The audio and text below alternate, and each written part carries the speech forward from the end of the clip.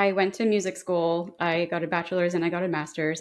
And I always knew I wanted to perform.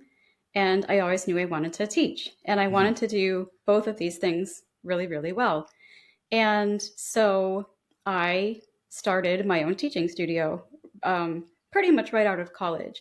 Okay, okay. And the model that I was shown or taught was the teach 30 students a week, 40 students, 50 students a week, and pack your schedule as tightly as you can so that you can have a successful music studio. And that was sort of the narrative that was fed to me. That was the story that was told. And that's what I did for many, many years. I had a combination of like my independent studio from home, as well Mhm. as working at local studios in the area where I lived at the time. And that's what I did. I taught like the 30 students a week. I taught pretty much anyone who came through my doors, packed my days as tightly as I could, and Mhm. thought that I was being a successful music teacher because I was doing it right. and, you know, alongside that, I had my performing journey, which took somewhat of a similar kind of path, where you Mm. go to conservatory and you learn what sort of the industry expectations are, what the standards are, what the various Yeah. shoulds are about pursuing, in my case, a classical singing career, because that's my Oh, background. so did you graduate as a performance major I or like did, music ed? yes. Okay, okay. Yeah, I did. I had a bachelor's in voice performance and then a master's in voice as well. Oh, okay, okay. Yeah.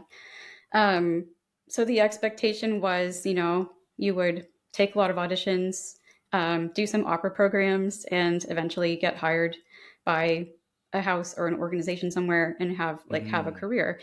And I knew that that's not what I wanted to do. So I was like, how do I look at these standards in the industry, the classical music industry, and uphold that standard of excellence that exists, but do so in my own way and in a way that Mm. will allow me to be a teacher because I Yeah. also love teaching. So I kind of hit this point like about 5 years ago where I was really burned out. I was really exhausted. I Yeah. was working with a lot of clients who weren't a fit. I was doing a lot of performing projects that weren't a fit. And I was like, what am I doing with this? I'm not happy. Like I'm not enjoying it. I don't feel fulfilled or rewarded. And I started gradually to make some shifts as this realization kind of dawned that I could, as an artist, like we're creative people, right?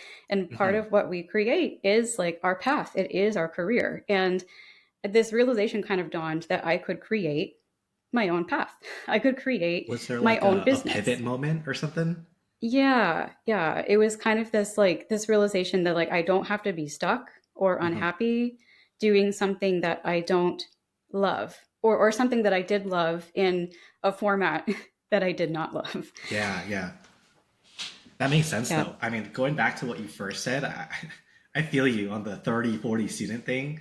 Because I remember when I was like, when I first started teaching piano, I did what everyone does. And we look for advice and we look on like Yeah. the different music teacher Facebook pages and stuff like that. But the Right. problem that I always ran into was that like there'd be so many differing, wildly different opinions that what to, I wouldn't know what path like I wanted to go on. And I was like the opposite because I was so busy in college.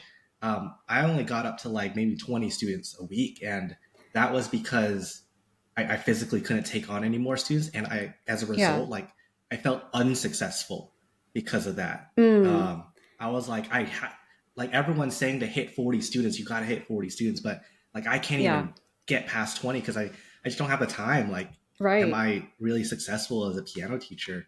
So I Mm. definitely like feel you there. Yeah. It's amazing those things we take on, like those stories that we adopt as our own about what Hmm. success means. And kind of like the shame that can result from that. Mm.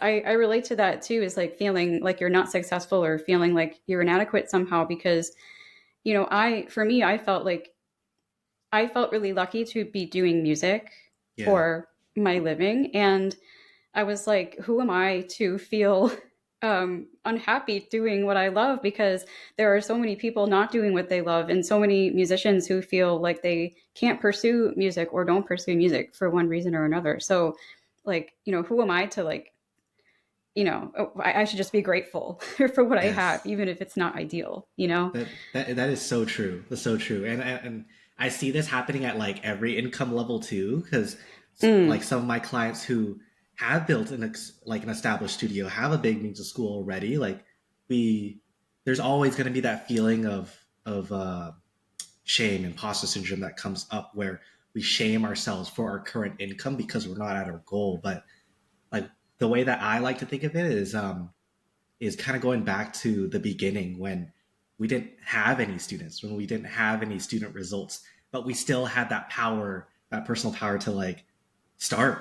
And we yeah, didn't need other people's validations in the beginning to help us get right. started. So as we were growing, I always like to go back to that lesson and remember, hey, like like find gratitude, but also um, be like compassionate with yourself that like you made it here, you have the power, you don't need anything else to be able to get to that next income level. Yeah, I love that. That power of just to start Uh-huh. is like so powerful because no matter where we are, we always have that power. Yeah. I'm Like feeling we it like, always, yeah, go ahead. yeah, we always have that ability to pivot or to make a change or a decision, that is within our power. Hmm. Like, yeah, so I think that's really important. Yeah, I feel that like excitement a lot.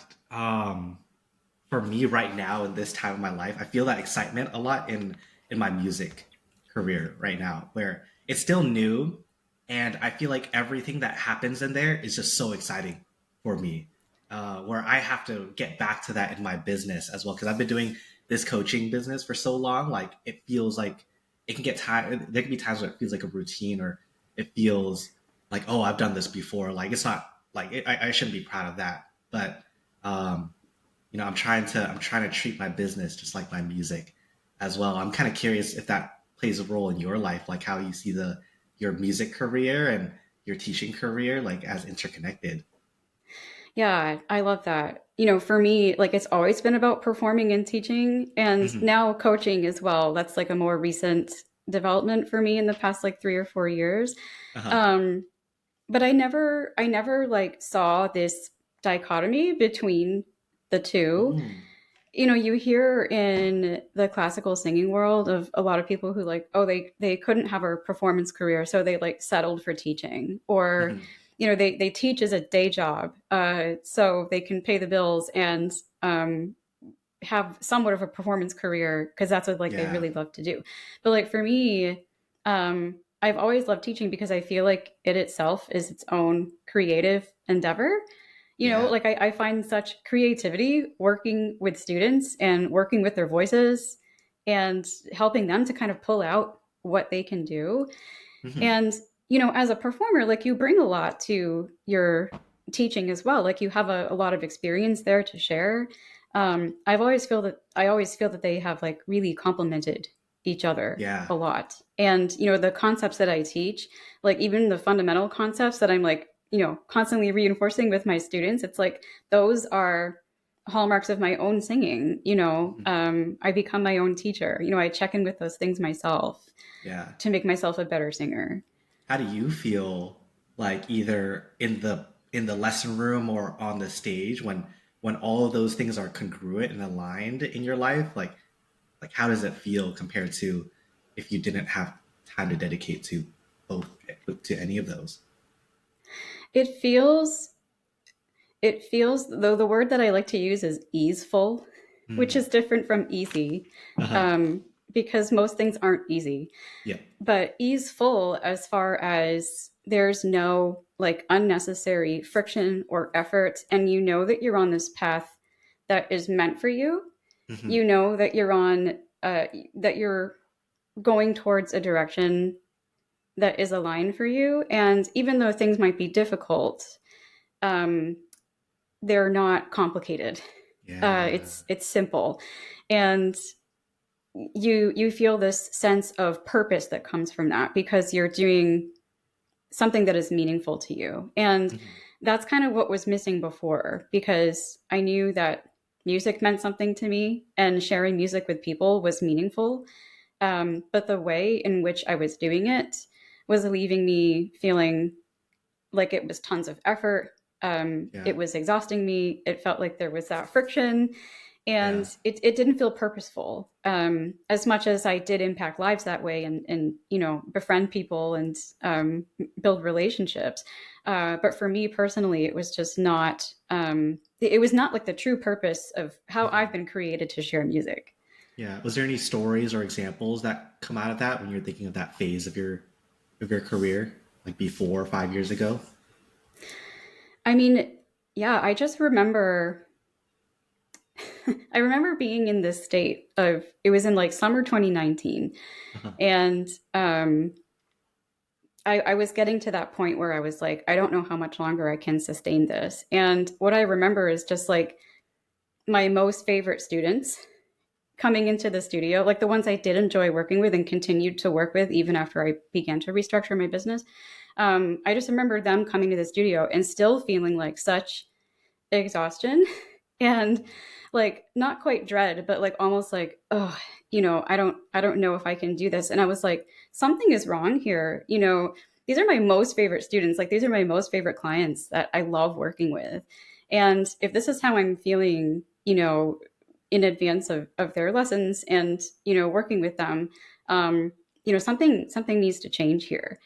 Mhm. uh, so you know there were lots of iterations that then happened over the next several months, and Yeah. now I'm in a place where I'm still working with like you know that most favorite type of client. My studio Yeah. is full of ideal clients now, who I love to work with, and I look forward to seeing them every single time that they come because I'm in a Mhm. place where I'm doing it from a sense of purpose that gives me energy, and I've structured my business in such a way that I can sustain those things and not feel like everything's kind of pulling at my attention or pulling at my energy from every direction, which is how it felt before. I love that. How long, if I could ask, like how long was that period when of like when you were first starting or first feeling the burnout to when you made the pivot? Like how long were you kind of in the like in the grind for? Yeah, it's hard to say because I feel like it kind of crept in really slowly, but I would say Yeah. it was probably about four, 3 or 4 years. Okay. So when it came to like make that shift, um, what were like the first moves that you made anyway to start moving towards this new direction? Yeah, well, it's interesting because the first move that I actually did, which felt like something for myself for the first time, was I enrolled in a wellness coaching Oh, certification really? program. So, yeah, and I Well, had never have you heard of like coaching. always been into like wellness and stuff like that, or like was that in the Yeah, back of your it head for? had been like a growing interest Oh, and okay, okay. turned into a passion for the past several years, you know, Mhm. leading up to that point. But I'd never heard of coaching before, never heard of wellness coaching, like didn't even really know like what a coach was. But like I Yeah. remember, you know, scrolling through Facebook like you do, and the ad, you know, pops up for this program, and I was like, "Oh my gosh, like I feel like I need to do this." And um so I did. I investigated a lot of different options and different programs and eventually went with one and completed the certification program. But I started that in late 2019. And it was amazing how just making that one decision for myself, where I felt like I was in charge of something that I was doing for my business and my career versus like what my clients wanted or what my teachers wanted or my mentors wanted. You know, this felt Hmm. like something for me. And from that, I got into more of like the stress management, mindset kind of coaching, which is more along the lines of what I do now. I don't really do holistic wellness coaching anymore. Hmm. But I learned a lot in that certification program about how to take care of oneself, like how to steward my energy to be a better business person and a Yeah. better teacher and a better insert role here, you know, in my life. Um, so that was like the first. big thing that I did, and it wasn't even music related. Yeah. Well, I mean, like that, a move like that, I always see that as like a very, very courageous move. And I feel like the teachers who make the most income are the most courageous because they have to make those moves, even though it's scary. I'm kind of Yeah. curious, what were some other moves that you would consider like courageous? Like, what were some other scary moves that you had to make, but you know was worth it in the long run? Yeah. Another thing that felt like a radical move for me was in summer of 2020. Uh-huh. So we were Yeah, in COVID. pandemic lockdown, Yeah. um, teaching exclusively online. I made the decision to cut my studio down by 2/3. Mm. And I went from teaching, I don't know how many students, around 20, 25 students a week. And because I was teaching three instruments at the time, I was teaching Oh, voice really? and I was also teaching violin and piano. And Oh. I decided I didn't want to teach violin and piano anymore. Mhm. I only wanted to focus on voice. And so I, um, said goodbye to all the violin and the piano students. I gave them referrals for other teachers, and that cut my studio down, like I said, by 2/3. Mhm. And it felt really scary at the time, um, because all the things are running through my head, like, oh, I need X many students, like I'm going to lose all this income, like what's going to happen. But deep down, I knew that it was the right move for me, Mhm. and I knew that it was going to take a while to figure out what it was that I wanted and build that up. Mhm. Um, and the pandemic, certainly presented its own challenges with that kind of Yeah. growth. Um, and so it felt like a scary thing, but it also felt like the really necessary thing to do. Yeah. Do you like what were kind of like the growth moments that you had to have, like that were specific to that situation? Like, did you have any new realizations, any new paradigm shifts as you were in the kind of like in the income dip, like while you were in the income dip, while it's kind of stressful in that period? Like, what kind of growth did you have there? Yeah, it was a lot of like having to confront that scarcity mindset, Mm. like just face it head on because it's so prevalent in the music teacher industry and in the arts in general, you know? Yeah. What do you see? What's that? What do you see like in the industry? I see a lot of like still that struggling artist or starving artist kind of mindset. And a lot of artists are still afraid um, to make lots of money doing what they Mm. do Mhm. because they're supposed to be doing it because they're passionate about it and they love it. And it's not like it's not for money because that's like material and worldly and like all this. um, I think in the music teacher sector, it takes a little bit of a different form where like the scarcity shows up and like you got to hang on to every student that you have, every dollar that you can make, like push yourself as far as you can to make that money and like fill your schedule and fill your income. Mhm. Um, so for me, it was a lot of like confronting my like money mindset, like ideas about money, what it meant to me to make money. Yeah. um, but another paradigm shift that was occurring in that time was switching to a studio model that was going to be more value based for the Mhm. client as opposed to just trading dollars for hours. Yeah. um, Can you walk me you through know, more of that, like more of your process for that? yeah. So I had previously been on like a tuition model, so it was I had like the monthly rate in all of this, and you got your weekly lesson time and your couple of recitals a year and that kind of thing. Mhm. Um, but what I started to do was design more custom packages for students that really cater to their specific needs. So maybe they were a serious high school student wanting to pursue musical theater auditions for college, or they were a conservatory bound classical singer or something like that, or anything. So I started to create these packages that included more things than just the lessons that they were getting. Mhm. So it was almost sort of like a membership that Yeah. they were paying for. I had, like a small library of content of things like warm-up videos, resources, how-to guides, things like that that they would get as part of their studio membership. Yeah. Um, so that's the form that started to take. Okay. Because I If that was didn't like want a to be, yeah, like I didn't want to be like trading dollars for hours for the rest of my teaching career. yeah. If I was like a student going through your program right now, like what would kind of like the week to week learning be like? Like what would it Um, look like you teaching? What would it look like for me learning? yeah, so that's an interesting question because there's even been iterations like since that time to now Yeah. in terms of how things are I'm kind of curious, structured. like what does it look like now? Okay, Or yeah, if you so want to talk about the iterations, like I'm always curious. yeah, I mean, like that sort of value-based model went through a lot of different permutations over the next like Mm, 3 years. And now, like the past year and a half, I've been focusing on the coaching business mostly. And mhm. the teaching studio has kind of just been, like humming along and doing Yeah. its thing. So currently, right now, I operate on a package system and I work with adult students only. And they're serious students and they sing a wide variety of things. And they purchase their package and they can schedule their lessons at their leisure over the course of X many days. Yeah. And they also get access with that package to some of the same studio library kinds of things like the warm-ups and the resources and all of that. Gotcha. um, what I'm moving towards, uh, or this is the hope anyway, Oh, the is future. This is the vision right now. Okay. Cool. yeah, Cool. yeah, Cool. for the studio.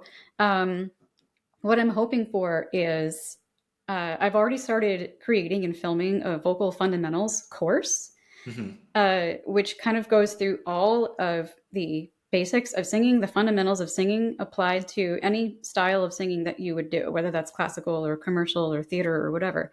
Hmm. And that would be sort of like the focus of a 3-month program. That's what you would start with, is like a 3-month situation where you follow the course and you get X many like one-on-one sessions with me to Hmm. work on the specific techniques that you want to do for the singing that you want to do.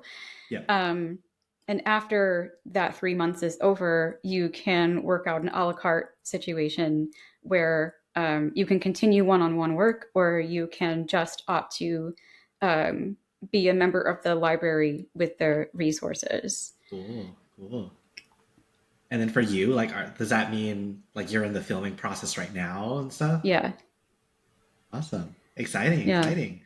So like yeah. with the iterations over the years, what has kind of guided those iterations for you? Like what have you known to change? What like did you just spot problems what wasn't working or like what how did you know what to iterate next and make that a priority?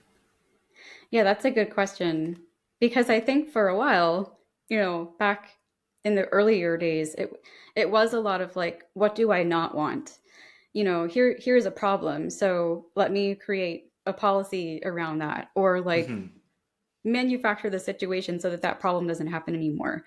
Yeah. Um, but over the years, it started to become more proactive, and yeah, so making conscious choices about what I did want and what I did want Yeah. things to look like. And a lot of what drove those decisions really was my energy output and my energy conservation. Because when I have lots of energy and my energy is being used well, I show up as a much better teacher Mhm. and a much better musician and a much better collaborator. And I said, if I'm going to show up for my clients in the best way that I can, I need to structure my business in a way that will help me to sustain that energy. Yeah. Um, so that's a lot of what drove it, honestly. I love that. I love that. I feel that same thing with me as well, where I focus less on time management and more on energy management. Um, Yeah. like a quick example is the way I structure my schedule now. So I do client calls only on Tuesdays, Thursdays, and Fridays. Um, Hmm. and that just gives me be able to batch different types of tasks that require different types of energy. So when I have my Yes. coaching hat on, it's all there throughout the day, but I do not have my marketing hat on during that day. So then like Monday, Wednesday can be like my content creation, marketing hat days and stuff like that as well. Yeah. And that's really helped. And then I always have like the thing that I teach is the concept of like the lifestyle music school. You might have seen like my Mm. content around it, but it's less about a method or model, and it's more. I've always thought about it more like a way of being, where you treat your music the same way you treat your business, and everything that we make in our business, everything we iterate, all contributes to is this going to support the lifestyle that I want to have Yes. as well. And a good example of this is like I was working on a new offer with like another voice teacher, and she was thinking like, do I want to keep doing my like high ticket offer, or do I want to build this like community membership model? And we decided to pivot towards the community membership model because it was much better for her lifestyle. She didn't want to teach one-on-ones anymore. Um, Right. so just being able to like navigate through that, like I'm kind of curious for you, like have you like how's your decision making been aligned with the type of life that you want to have as a teacher slash performer? Yeah. I think a lot of it has come down to over the past like 4 or 5 years, like really figuring out what it is that I really wanted. Uh, And a large part of that in the past like couple of years since things opened back up after the pandemic and live music started happening again and I was able to perform, a lot of mhm, it was what is going to allow me to sing regularly and perform regularly, because that was one of the reasons I decided to do away with the weekly tuition model where like you have your set time and you hold times for students every week. Because what I ended up having to do at first was like reschedule a lot of students. yeah. Like, every time I had an evening rehearsal or a performance or whatever, it's like I was constantly moving people around. And I wanted something that would give me the freedom to be able to pursue both things because both Mm, were important to me. So that has been like kind of a big driving force over the past like 3 years or so. yeah, yeah. Yeah. Yeah, I like that. I feel that. Like for me, I always feel like when I don't make the time for myself to practice, like that, like I just don't have enough energy for the coaching part, and then that kind of feeds Mm. in, and there's a cycle where I'm like, now I don't have enough energy to even want to practice and things like that. But I know that if I make the time for both things, like I show up 100% um, in all my calls and everything. Because at the end of the day, like my goal here is to be able to create a space for my clients where they can be fully them. They could truly be. They could have that space to rant if they wanted to. They could have that space to um, allow the creativity to come in, but it starts with me and making that space for them. So I always feel like that's why it's so important for me to manage my energy. I love that.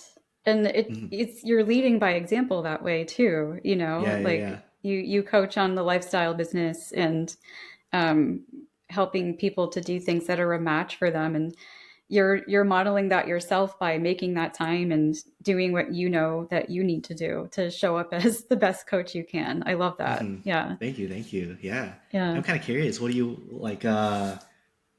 Like in your, I guess, for anything that would be valuable for teachers. Like, what do you like to nerd out on exactly? Is there any like topics you want to talk about?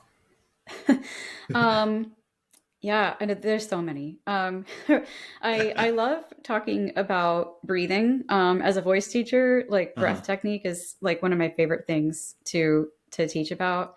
I also love performance mindset and the nervous system and things like that. So I bring a lot of that to my lessons as well. Uh huh. Um, How do you integrate Especially, like mindset and the like in your voice techniques like together? Like, how do you integrate like the coaching side of you into your lessons? yeah, it's interesting because a lot of the adult students that I work with are um, people in like their 30s and 40s, and Hmm. they sang when they were younger, like in high school Oh, or in so they're coming college. back to it. Yeah, yeah. And they're Gotcha. coming back to it because they realize that they want music back in their life somehow. And um, they take the step and decide to get a voice teacher, which is like already such a brave thing to do when you haven't sung in front of another human for, Oh yeah. a decade or longer. And um, they often have a lot of things going on and a lot of feelings going on about what their vocal experience was like before, both the positive and the negative things that they might have experienced, and how that stuff is still influencing them now as singers when, they're completely different people now. They're older, their Yeah. voices are different, their voices have aged. And what I love doing is like helping them to sort of parse out, like, the helpful versus the unhelpful mindsets that they were Mm, either taught or conditioned to have when they were younger, and sort of like help them identify how that's showing up in their singing now, and how they can shift that and reframe that towards something that is going to be more empowering and more helpful for them. yeah. Yeah. And so many like lessons that we could just take from singing that apply to everywhere else in our lives. Like I love Yeah. it. Is there like with you? I mean, just hearing your story already, I'm already pretty aware of like what makes you unique. Just like all that combination of those experiences and stories that you have. What do you feel like? What do you feel like makes you really unique in terms of like what are your values? What values, beliefs do you have that you kind of champion that make you you and that you talk about a lot in your marketing now with getting the right Yeah. singers? I love that question because I do a lot of core values work with my Hmm. clients. And, for me, really like responsibility and honesty going hand in hand Hmm. are really important for me. Like, we have this responsibility to create a path and create a life and an artistic identity that is aligned with our purpose, and how to exercise that um, responsibility in a way that influences people positively and impacts Hmm. people positively. So that's certainly one of the core values that comes out in all of my work, and just Yeah. the honesty, authenticity piece. Like knowing that you can show up as your authentic self, and it doesn't mean that everyone's going to like it. It doesn't mean that there won't be haters in Hmm. some fashion, but like showing up as you, they're going to form opinions whether you show up as yourself or show up as someone else, so like you might as well be you. Yeah. um That's a good way to think about it. so, and I that comes out in my teaching, when my students are like, oh, I want my voice to sound, like singer X, or like I want it to sound a certain way. It's like, well, Uh-huh. let's figure out what you sounds like. Yeah. And and show up as you. Like, what is it like to show up with your own voice? Uh-huh. uh so that authenticity piece is huge. That's so true, especially for singing, yeah, because like our voice is just within us, and um, that definitely reminds me of like an experience I had when I was taking lessons last year. I was talking with my music production coach, and I was like, uh, he was like, one of the paths that you can take right now is like creating an EP, but developing your sound within that.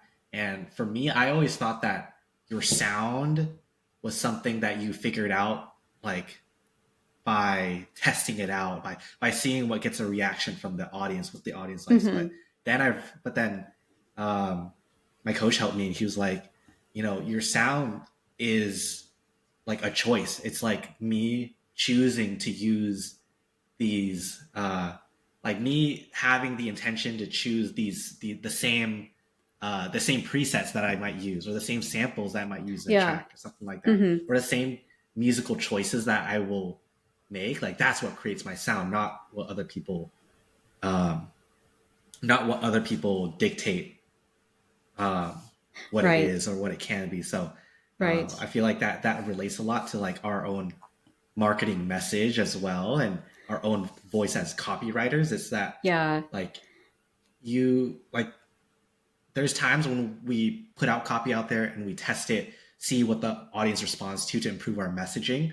Hmm. But at the end of the day, I think what makes our voice, what makes my voice at least, is me choosing to talk about the same topics, choosing to like my choice to talk about these same values over and over again in Right. different ways.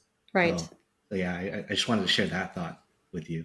Yeah, that's awesome. Yeah, because like you learn like the techniques to Uh-huh. do the things, right? Like whether it's singing or music production or copywriting, it's like you learn the nuts and bolts of how to do it, and um, which is always informed by the person teaching you and like their method and their way and their voice. Hmm. But it's like once you have those techniques, like what do you do with that to make it your Yeah, own?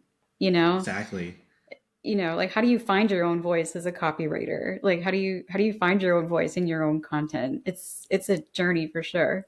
Do you have any stories or experiences of like you choosing to find that voice either in your singing or in your marketing or anything like that?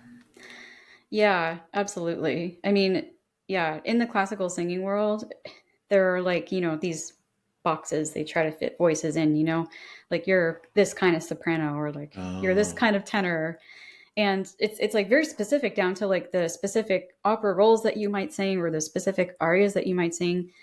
And while like certain voices have certain tendencies and certain qualities and colors about them that might send them in one direction or another, it's it's really quite fluid, and there's a lot of overlap between these boxes. And for a long time I thought I had to just stay in this box, like you are a coloratura soprano, so like you're going to yeah. stay over here. So don't sing any of this music over here because that's for like Oh, bigger voice types and all of that. um, the problem was I really liked this music. So, yeah. not that I didn't like the music in this box, but what I've started to do is instead of staying within my sort of category, or Fach is the word in the classical singing world, is just sing what is comfortable. Hmm. And I feel like my experience as a teacher and working with voices and approaching things from a fundamental level first and then a technical level second has enabled me to adapt my sound to this music that the classical singing industry is like, nah, that stuff's too big for you. Like, Okay, okay. What do you like yeah. singing? What's that? What do you like singing? I love singing like romantic and post-romantic art songs. So Uh-huh. I love Strauss and Mahler, Alma Mahler. Okay. Just Yeah, taking me back Joseph to like my Marx. my music history days. I'm getting flashbacks right Yeah, now. yeah. So like the sort of like lush harmonies Uh-huh. in the sort of Austro-German, composer tradition. I'm less into like Puccini and like the whole Italian verismo kind of thing. Hmm.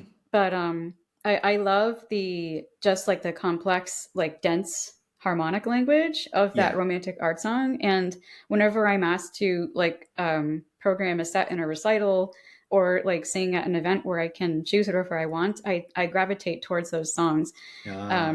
because I feel they have so many colors and so much to offer. But is it like unconventionally your voice type, or is it like complementary to it? Like I don't know what the I I wouldn't say it's super conventional. They're typically sung by voices that are like lower and heavier, or like uh-huh. sometimes by like mezzo sopranos, for instance, who Okay. have like a lower range overall.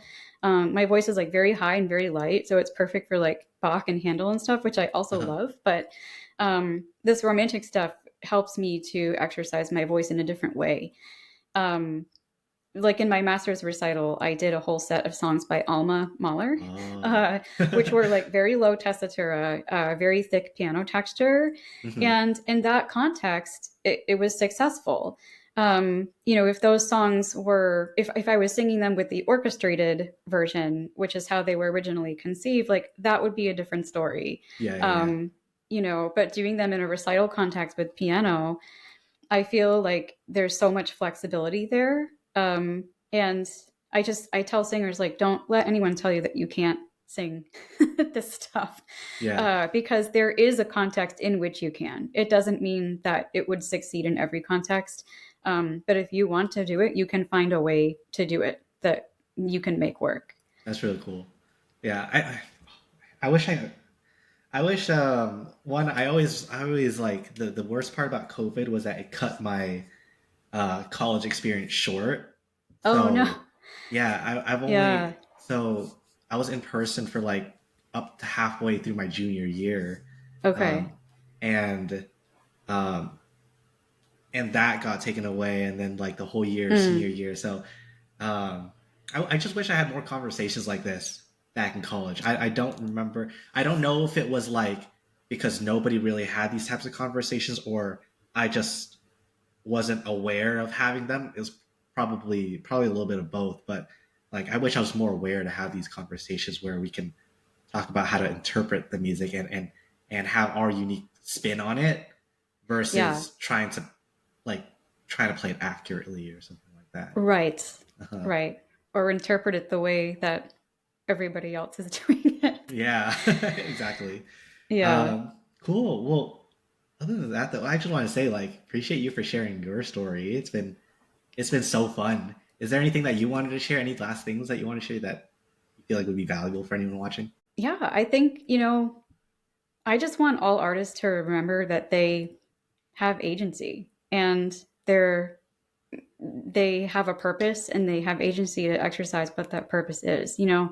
If you've been gifted with music or art in some way, um, you can share that with people and you can do it in a way that is going to serve them and you can do it in a way that's going to serve you at the same time. And that's like so much at the core of what I do. 100%. That's what I would say to all teaching artists who are listening. I love it. I love it. Where's the best place to connect with you, Ellen? Best place, honestly, Facebook. You can find me. My profile is public. It's just Ellen Allen, and I'm happy to connect over Messenger. You can follow me. You can find me on Instagram too. I'm a little bit less active on there, but I do post like with some frequency. So I'm Ellen the Artist Coach Uh-huh. over on Instagram. Cool. And if you want to learn more about my coaching practice and what I do with performers, you can visit vibrantvocalartist.com. I love it. I love it. Yeah, I'll include it all in like just give me all the links you want. I'll put it in the video for sure. Okay, awesome. Awesome. Well, Ellen, this again, amazing. I love it. I learned so much. I learned so much about I feel like I learn unintentionally. I feel like I learn the most from like voice teachers and voice artists Mm. and guitar teachers and guitarists because those are the two instruments that I like are my weakest that I Ah, wish I okay. could be really good in. I did like one semester of vocal methods and yeah, that was like I passed. I passed. I made it. I think I got an A in that class. I think, but if you told me to teach voice again, like I'd have to go back to the book. And then guitar, there's been like multiple times in my life where like I've tried to practice the guitar and get good at it, Yeah. but just like my piano fingers will not cooperate. I just feel like my hands are just made for piano, not guitar. So I appreciate everything that you shared. Yeah. Well, thanks. It was so much fun for me to Uh-huh. chat with you, and I think that the work you're doing is really important, to help these teachers like build a business that's going to fit their lifestyle. I think that's like so needed Thank in you. our industry. So I was happy to connect and come on and chat for a bit.